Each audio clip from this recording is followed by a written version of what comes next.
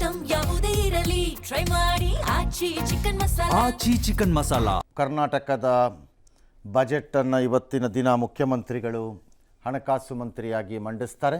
17ನೆಯ budget ಅವರಿಗೆ ದಾಖಲೆ ಇರಬಹುದು, ಆದರೆ ಈ ದಾಖಲೆ ಮುಂದುವರಿಯುತ್ತಾ ಇಲ್ವಾ ಗೊತ್ತಿಲ್ಲ. ದಿಸ್ ಮೇ ಬಿ ನನ್ನ ಲೆಕ್ಕಾಚಾರದಲ್ಲಿ ಕೊನೆ ಬಜೆಟ್ ಇರಬೇಕು ಸಿದ್ದರಾಮಯ್ಯನವ್ರಿಗೆ. ಅವರು ಮತ್ತು ಅವ್ರ ಕಡೆಯವರು ಏನು ಬೇಕಾದರೂ ಹೇಳ್ತಾ ಇರ್ಬೋದು, but it doesn't look like that. ಹಂಗೆ ಕಾಣಿಸ್ತಾ ಇಲ್ಲ ಅದು. ಹಾಗಾಗಿ ಬಹುಶಃ ಕೊನೆ ಬಜೆಟ್ ಅಂತ ಕಾಣುತ್ತೆ.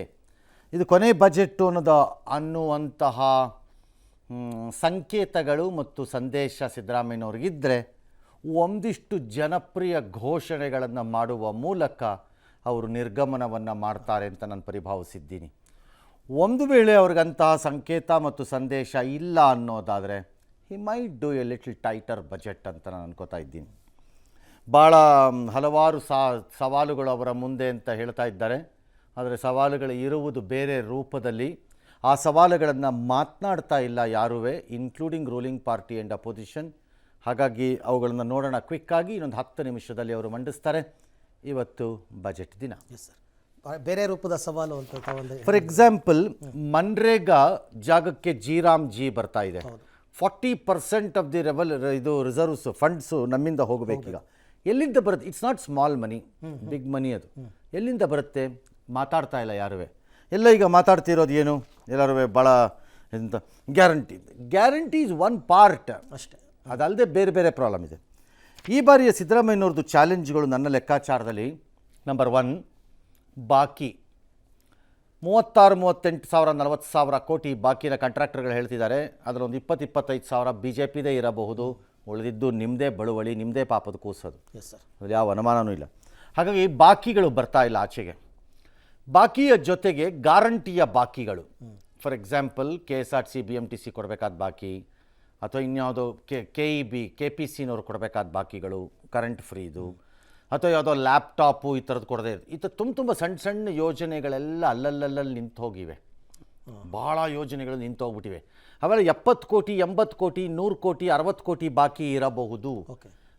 ಮೂರನೇದು, ಲಾಸ್ಟ್ ಬಜೆಟಲ್ಲಿ ಮಾಡಿದ ಅಲೋಕೇಶನ್ಸ್ಗೂ ಅಮೌಂಟ್ ರಿಲೀಸ್ಡ್ಗೂ ಸಂಬಂಧನೇ ಇಲ್ಲ ಭಾಳ ಕಡೆ.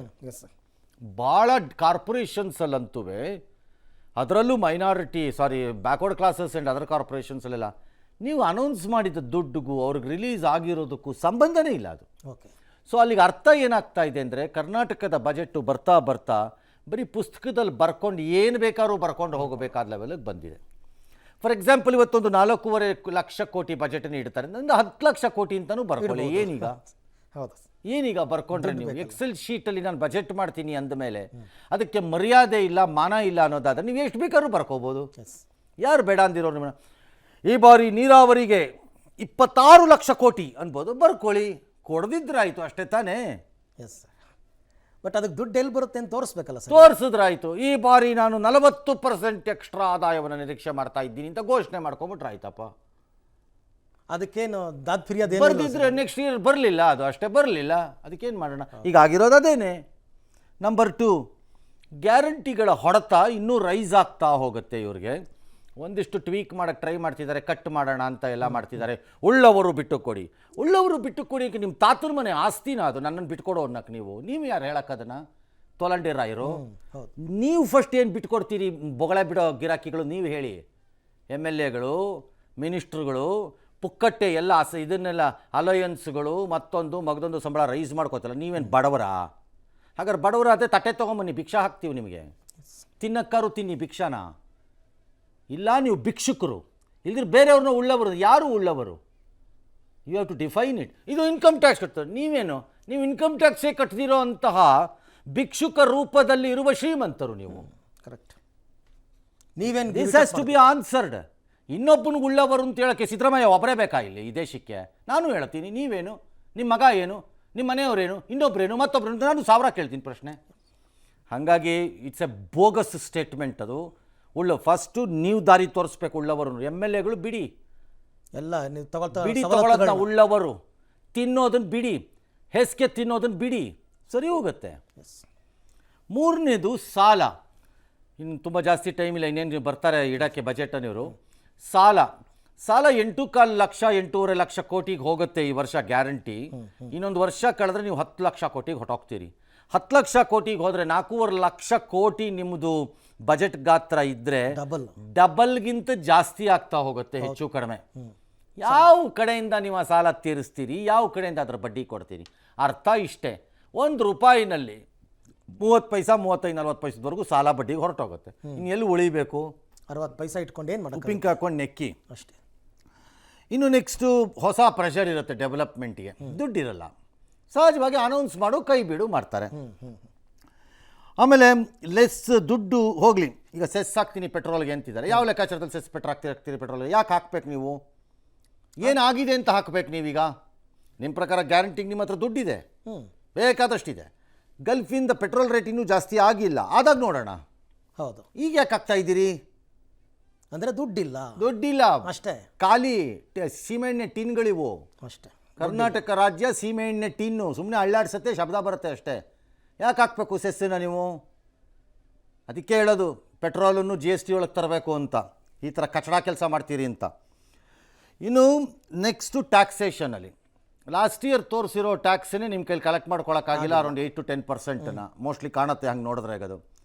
ಈಗ ಅದನ್ನು ಅಲ್ಲಿಂದ ಮುಂದಕ್ಕೆ 10% ಹಾಕ್ತಾ ಹೋಗ್ತೀರಿ ಈಗ ಮತ್ತೆ ಈ ವರ್ಷ.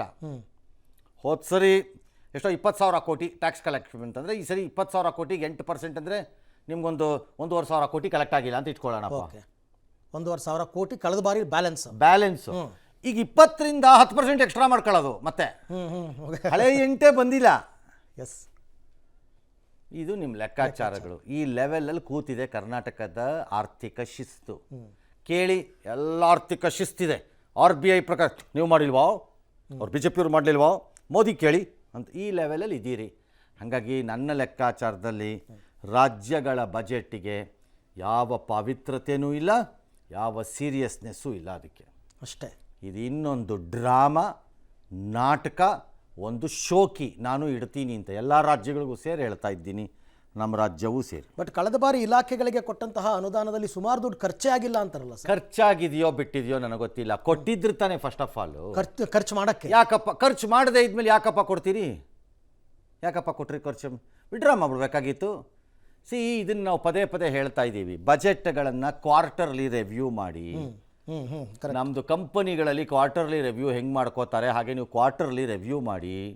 ಎವ್ರಿ ಕ್ವಾರ್ಟರ್ನಲ್ಲಿ ರಿವ್ಯೂ ಮಾಡಿ ಅವ್ನಿಗೆ ಹೋಗ್ತಿರೋ ದುಡ್ಡು ಜಾಸ್ತಿನ ಕಡಿಮೆನ ನೋಡಿ ಕತ್ತರಿಸಿ ಇದರ ಆ್ಯಡ್ ಮಾಡಿ. ಟ್ಯಾಕ್ಸೇಷನನ್ನು ಹಾಗೆ ಅಂತ ನಾವು ಹೇಳ್ತೀವಿ. ಇಲ್ಲವೇ ಇಲ್ಲ. ವರ್ಷಕ್ಕೊಂದ್ಸರಿ ಒಂದು ಸೂಟ್ ಕೇಸ್ ಇಟ್ಕೊಂಬಂದ್ಬಿಡೋದು, ಎಲ್ಲ ಟ್ರೈನಲ್ಲಿ ಯಾವುದೋ ಟೂರ್ಗೆ ಹೋಗೋರು ಥರ ಒಳ್ಳೆ ಹಿಂಗೆ ತೋರಿಸ್ಬಿಡೋದು, ಖಾಲಿ ಮಾಡ್ಕೊಂಡು ಮನೆಗೆ ಹೋಗ್ಬಿಡೋದು. ಮುಂದಿನ ವರ್ಷ ಮತ್ತೆ ಬಂದು ಹೊಸ ಸುಳ್ಳು ಹೇಳೋದು. ಬರೀ ಇದೇ ಆಗೋಗಿದೆ ಆಟ ಇವ್ರದ್ದೆಲ್ಲ. None of you are financial managers. ಬರೀ ಬುರುಡೆ ಎಲ್ಲವೂ ಯಾಕಪ್ಪ? ಈಗ ಈ ಕ್ವಶನ್ ಕ್ವಾರ್ಟರಲ್ಲಿ ಬರ್ತಿರ್ಲಿಲ್ವಾ? ಬರ್ತಿತ್ತು ಸರ್. ಮತ್ತೆ ಆವಾಗಲೇ ಯಾಕೆ ಮಾಡಲ್ಲ? ಕೇಳೋನು ಯಾವ ಈ ದೇಶದಲ್ಲಿ ಪ್ರಜಾಪ್ರಭುತ್ವದಲ್ಲಿ ಬಡವರು ಅಂದ್ಬಿಟ್ರೆ ಆಗೋಯ್ತಪ್ಪ. ಬಡವರು ಅಂದ್ಬಿಟ್ರೆ ಮುಗಿದೋಯ್ತಲ್ಲ.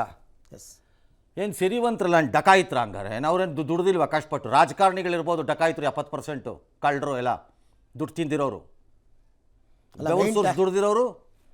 ಬೆವರು ಸುರ್ಸ್ ದುಡ್ದಿರೋರು ದುಡ್ಡಿಗೆ ಬೆಲೆ ಬೇಡವಾ? ಅದಕ್ಕೆ ಅವ್ರಿಗೆ ಮರ್ಯಾದೆ ಕೊಡೋಕ್ಕೆ ಯೋಗ್ಯತೆ ಇಲ್ಲ. ಬರೀ ಹೇಸಿಗೆ ತಿನ್ನೋರಿಗೆ ಮರ್ಯಾದೆ ಸಿಕ್ಕತ್ತೆ ಈ ದೇಶದಲ್ಲಿ. ಎಸ್ ಸರ್, ಇವಾಗ ಇನ್ನೊಂದು ಪ್ರಶ್ನೆ sir. GBA election, local body election ಎಲ್ಲ ಅದಕ್ಕೆ ದುಡ್ಡು ತೋರಿಸ್ತಾರೆ. ಬೆಂಗಳೂರಿಗೆ ಒಂದಷ್ಟು ಸ್ಕೀಮ್ಸ್ ಹಾಕ್ತಾರೆ, ಅನೌನ್ಸ್ ಮಾಡ್ತಾರೆ. ಕೇಳಿದ್ರೆ ಎಲ್ಲ ಬೆಂಗಳೂರಿಗೆ ನಾವೇ ಮಾಡಿದ್ದು, BJP ಏನೂ ಮಾಡಲಿಲ್ಲ ಅಂದ್ಬಿಡೋದು. ಇದೊಂದು ರೋಗ ಮತ್ತು ದುರ್ಬುದ್ಧಿ ಬಂದು ಆಗೋಗಿದೆ ನಮ್ಮ ರಾಜಕಾರಣಿಗಳಿಗೆ. ಏನನ್ನು ಕೇಳಿದ್ರು ಅವನನ್ನು ಕೇಳು, ಅವನ ಮೇಲೆ ಹಾಕು, ಅಷ್ಟೇ ಕೆಲಸ ಇದು. ಅವರು ಅಷ್ಟೇ ಇವರು ಅಷ್ಟೇ. ಯಾರು ಏನಾದ್ರು ಕೇಳಿ ಅವ್ನು ಮಾಡಿಲ್ವಾ ಅವ್ರು ಮಾಡಿಲ್ವಾ ಅಂದ್ಬಿಡೋದು. ಆಗೋಯ್ತಲ್ಲ ಈಗ ಕ್ಲಾಸ್. ಕೇಂದ್ರ ಸರ್ಕಾರದಿಂದ ನಮಗೆ ಸರಿಯಾಗಿ GST ಅಮೌಂಟ್ ಬಂದಿಲ್ಲ. ಇದು ಸ್ಟ್ಯಾಂಡರ್ಡ್ ಟಾಕ್ಗಳು. ಈ ಸ್ಟ್ಯಾಂಡರ್ಡ್ ಟಾಕ್ಗಳಿಗೆ ಮರ್ಯಾದೆ ಇಲ್ಲದೆ ಇರುವಂಥದ್ದು. ಬರೀ ನಿಮ್ಮ ಹಕ್ಕಿನ ಬಗ್ಗೆ ನಾನು ಎಷ್ಟು ಸರಿ ನಮ್ಮ ಹಕ್ಕನ್ನು ಕೇಳಿದ್ದೀವಿ. ಹಂಗಾರೆ ಅದ್ಯಾಕೆ ಹಕ್ಕಿಲ್ವಾ ನಮಗೆ? ನಮ್ಗೆ ಹಕ್ಕಿಲ್ವಾ ಹಂಗಾರೆ? ಎಸ್, 1 to 10 ಸ್ಟ್ಯಾಂಡರ್ಡ್ ಅವ್ರಿಗೆ ಈ ಸರ್ತಿ ನಾವು ಎಲ್ಲ ಫುಲ್ ಎಲ್ಲ ಫ್ರೀ ಕೊಟ್ಬಿಡ್ತೀವಿ. ಅದಾದ ನೋಟ್ಬುಕ್ ವಿತರಣೆ ಮಾಡ್ತೀವಿ. ಅದು ಇದು ಕಳೆದ ಬಾರಿ ಸಾಕ್ಸೇ ಕೊಟ್ಟಿಲ್ಲ ಸರ್. 1 ವರ್ಷ ಮುಗದೇ ಹೋಯ್ತು ಈಗಾಗಲೇ.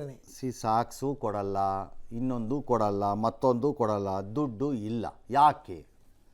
ಯಾವಾಗ ನಿಮ್ಮ ಫಿನಾನ್ಷಿಯಲ್ ಡಿಸಿಪ್ಲಿನು ನೆಗೆದು ಬಿದ್ದು ಹೋಗಿದೆಯೋ ಆಗ ನಿಮಗೆ ಡೆವಲಪ್ಮೆಂಟ್ ಆ್ಯಕ್ಟಿವಿಟೀಸಿಗೆ ದುಡ್ಡು ಬರಲ್ಲ. ನೀವು ನೋಡ್ತಾ ಇದ್ದೀರಿ ಅಸೆಂಬ್ಲಿಯ ಚಿತ್ರಗಳನ್ನು. ಬಂದಿದ್ದಾರೆ ಶಾಸಕರುಗಳು ಎಲ್ಲ ಬಂದು ಕೂತಿದ್ದಾರೆ. ಮುಖ್ಯಮಂತ್ರಿಗಳು ಬಂದಿರ್ಬೋದು, ಆ ಗೋಚಲಲ್ಲಿ ಕಾಣಿಸ್ತಾ ಇಲ್ಲ ಅಷ್ಟೇ. ಬಂದು ಸ್ಪೀಕರಿಗೆ ಬಂದಿದ್ದಾರೆ, ಹಾಗಾಗಿ ಅವರು ತಮ್ಮ ಬಜೆಟನ್ನು ಓದ್ತಾರೆ ಅನಿಸುತ್ತೆ. ಓದಲಿ ಅವ್ರು ಈ ಬಾರಿ ಬಜೆಟ್, ಈ ಬಾರಿ ಮೊದಲೇ ಹೇಳ್ಬಿಟ್ಟಿದ್ದೀನಿ, ಈ ಬಾರಿ ಅವ್ರು ಓದ್ತಿರೋ ಬಜೆಟನ್ನು ನಾವು ತೋರಿಸಲ್ಲ ನಾವು, ಯಾಕಂದರೆ ಒಂದು 10 ನಿಮಿಷ ಆದಮೇಲೆ ತೆಗೆದಾಕ್ತೀವಿ ಅದನ್ನು. ಅವ್ರ ಪುಸ್ತಕದಲ್ಲಿ ಏನಿದೆ ಆ ಪಾಯಿಂಟ್ಸನ್ನು ಕೊಡೋಣ. ವಿಲ್ ಗೋ ಟು ಅಸೆಂಬ್ಲಿ ಅಷ್ಟೇ.